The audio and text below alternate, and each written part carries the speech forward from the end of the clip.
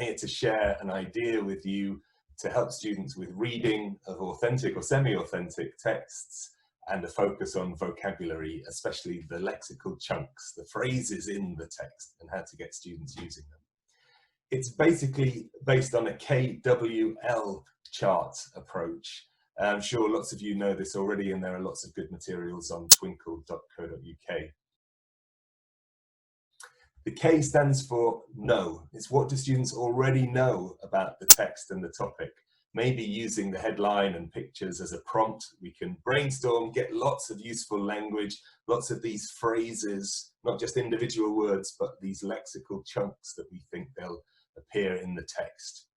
The next stage in KWL is the W. What do they want to learn? And students together can write questions that they would like the text to answer. That's a very useful pre-reading stage, but it's also the first reading stage when students read the text in order to see if it answers those questions.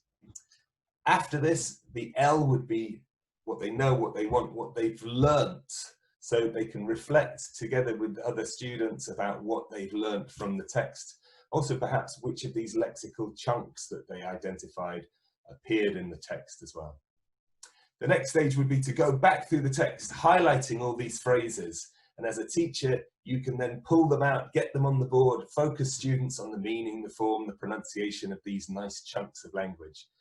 Then, because they're on the board, an extra stage from the usual KWL chart would be for students to reconstruct the text, to talk together or write it together, using all these lexical chunks to convey the messages in that text.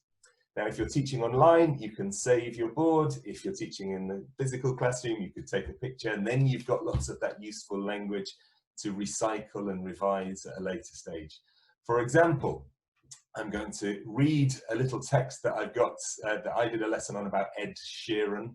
And this was a little recycling activity we did at the start of the next lesson.